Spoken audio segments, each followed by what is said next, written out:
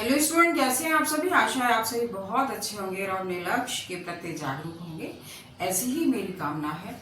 मैं मंजू शर्मा एक बार फिर अपनी क्लास में आप सभी का बहुत बहुत स्वागत करती हूँ।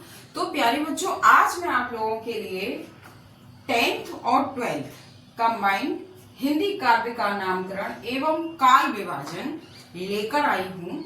तो आइए चलिए शुरू करते हैं कि हमारा जो है पद्य में यानी कि काव्य में जो है काल विभाजन किस प्रकार से है। तो देखिए, आदिकाल सबसे पहले है। आदिकाल आदिकाल कब से शुरू हुआ? 7वीं शताब्दी के मध्य से 14वीं शताब्दी के मध्य तक, और ये सन कितने 769 से लेकर के कितना 1343 तक ये हमारा किसका समय था? आदिकाल का समय था। अब है हमारा भक्तिकाल। भक्तिकाल को जो समय था वो कितना था? अब ये देखिए, यहाँ से आदिकाल यहाँ हमारा मध्य तक था। अब 14वीं से फिर यहाँ 14वीं से शुरू होता है। 14वीं शताब्दी के मध्य से 17वीं शताब्दी के मध्य तक सन कितना हमारा ये 1343 ईस्वी से लेकर के 1343 ईस्वी से लेकर के और ये 1643 ईस्वी तक का जो समय था वो किसका था? मध्यकाल का समय था, आदिकाल। अब आदिकाल यहाँ 17वीं शताब्दी के मध्य तक था। अब यहाँ अनीतिकाल जो था वो कितना है हमारा? 17वीं शताब्दी के मध्य से 19वीं शताब्दी, कितनी 19वीं शताब्दी के मध्य तक। और ये हमारा कहां से कहां तक था? तो 43 ईस्वी से लेकर के 1868 यानी 1868 का जो समय था वो रीतिकाल का समय था। और ये जो आधुनिक काल का जो समय है वो 19वीं शताब्दी के मध्य से कब तक? अब तक का जो समय है वो कब से है?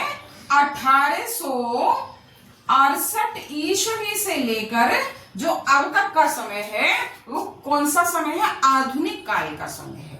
अब देखिए आदिकाल। अब सबसे पहले आदिकाल का नामकरण किसने किया? आदिकाल का नामकरण किसने किया? तो आदिकाल का जो नामकरण है वो किसने किया? आचार्य हजारी प्रसाद द्विवेदी। आचार्य हजारी प्रसाद द्विवेदी ने किया।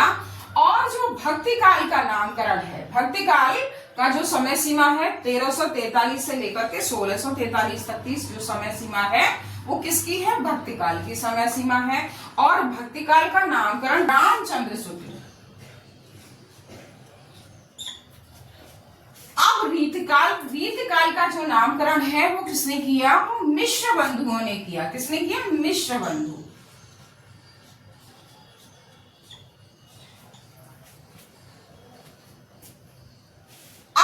आधुनिक काल का नामकरण है वो किसने किया? रामचंद्र शुक्ल, आचार्य रामचंद्र शुक्ल ने किया।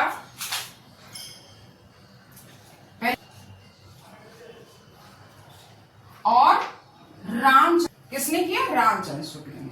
तो इस प्रकार ये काल विभाजन हमारे जो 10th और 12th के स्टूडेंट्स के लिए बहुत ही ज्यादा आवश्यक है।